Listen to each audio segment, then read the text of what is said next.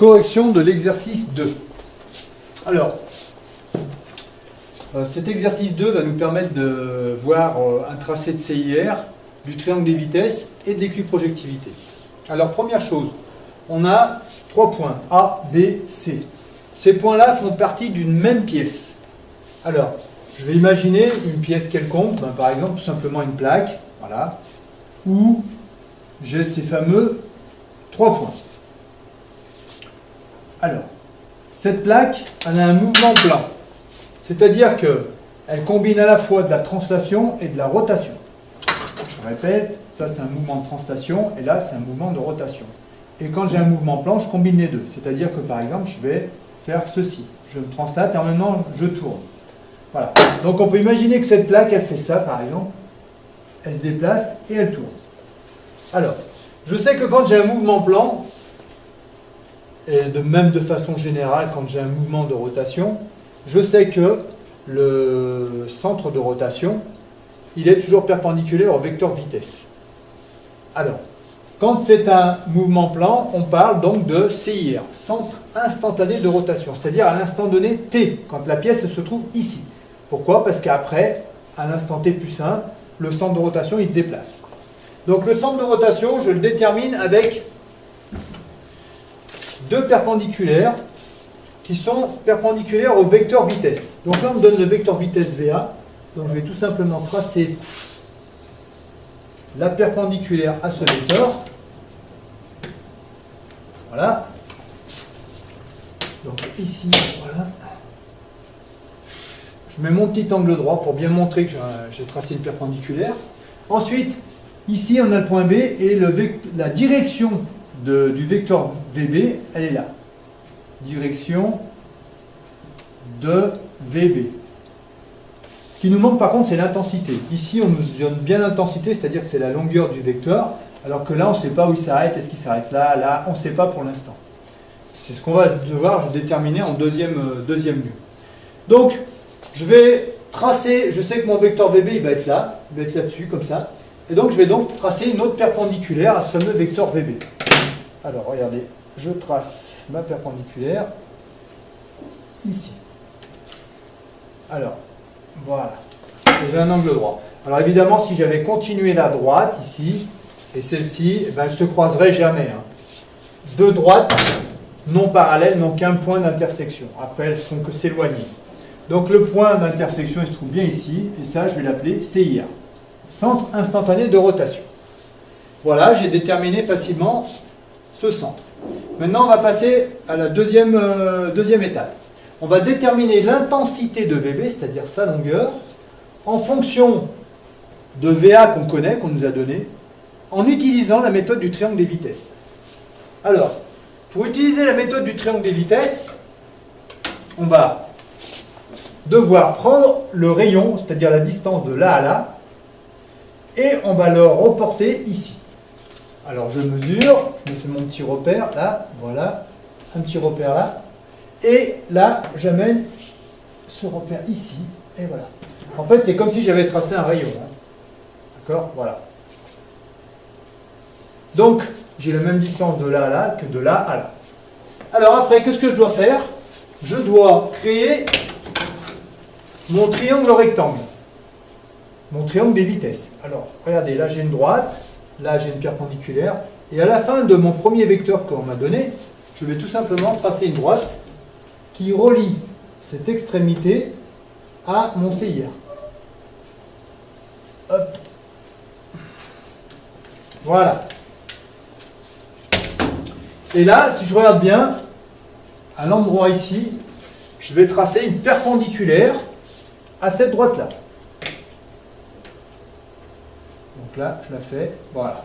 Je vais bien montrer où se trouve l'angle droit, il est là. Voilà. Et ça, en fait, ça va être mon intensité de VB. Donc regardez, ici on avait bien l'angle droit, là on l'a toujours, donc les deux vecteurs doivent être parallèles. Alors, on a un petit défaut de tracé, voilà, c'est un peu mieux. Alors, je mesure l'intensité de VB là, et je vais la reporter là. Donc ici, je vais mesurer, tac, voilà. Voilà donc VB, l'intensité de VB. Alors qu'est-ce qu'on constate? On constate que l'intensité de VB est inférieure à celle de VA. Alors, tout simplement pourquoi? Parce que plus on va se rapprocher du centre de rotation, plus l'intensité du vecteur vitesse va réduire et être nulle à ce point-là. Hein, voilà. Donc, on a déterminé VB avec la méthode du triangle des vitesses. Le triangle des vitesses, il se trouve là.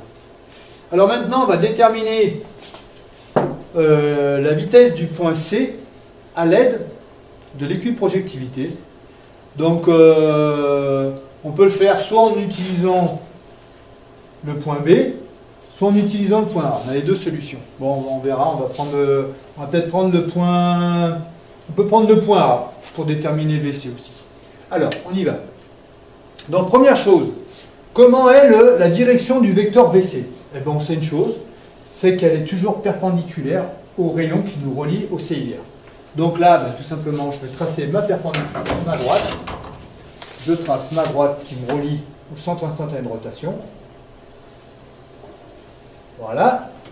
Et je sais que le vecteur vitesse, il est perpendiculaire à ce rayon-là. Donc il va être, je sais automatiquement le vecteur VC, il est comme ça. Voilà. Il est sur cette droite-là. Ça, c'est la direction. Par contre, maintenant, ce qui nous manque, c'est donc l'intensité. Alors, pour déterminer l'intensité, j'ai dit que cette fois, on utilisait l'équiprojectivité. Mais on aurait très bien pu utiliser le triangle des vitesses, comme tout à l'heure. On aurait, dans ce cas-là, reporté cette longueur-là, on l'aurait reporté ici, on aurait tracé le vecteur perpendiculaire comme on a fait tout à l'heure, on aurait mesuré et on aurait mis la mesure ici, on avait le vecteur VC. Mais comme on veut voir la méthode de l'équiprojectivité, je vais la réaliser maintenant. Alors, la méthode d'équiprojectivité nous dit quoi? On va relier le point A et C par une droite. Première des choses, quels que soient les points que vous étudiez, vous les reliez entre eux par une droite. Donc je crée ma droite qui relie mes deux points que j'étudie. Voilà, première chose.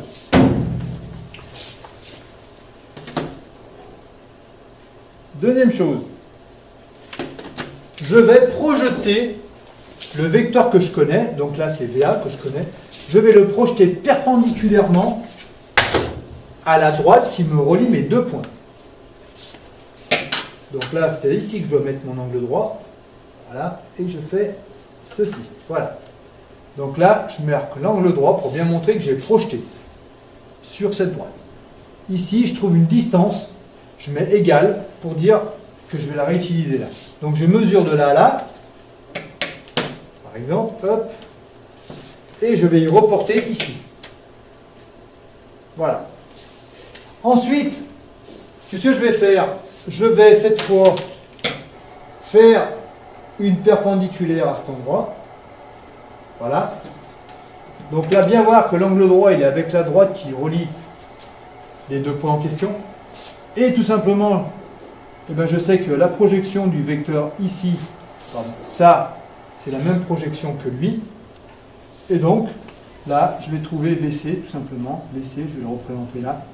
Donc là, c'est le vecteur vitesse C. Voilà. On a déterminé l'intensité de VC. Donc ça, maintenant, on peut y enlever, c'est en trop. Ça ne nous sert à rien. Voilà. Donc VC, ça c'était la direction de VC.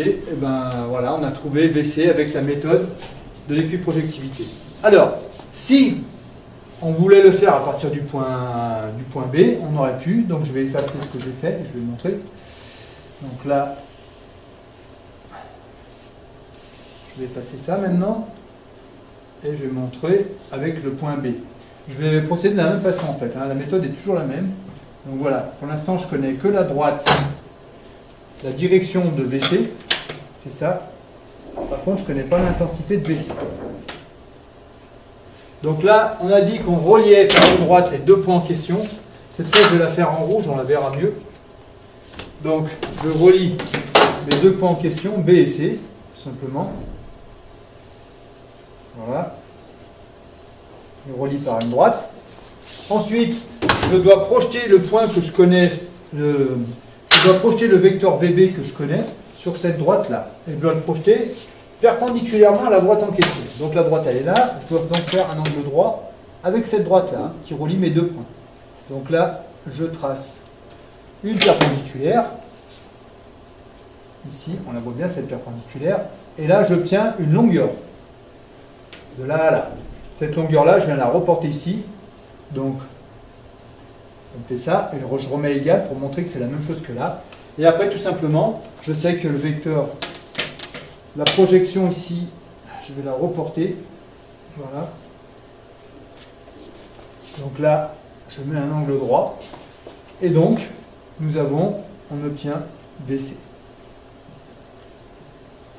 Alors, qu'on utilise ce point ou qu'on utilise ce point-là, la longueur, l'intensité de VC doit être la même.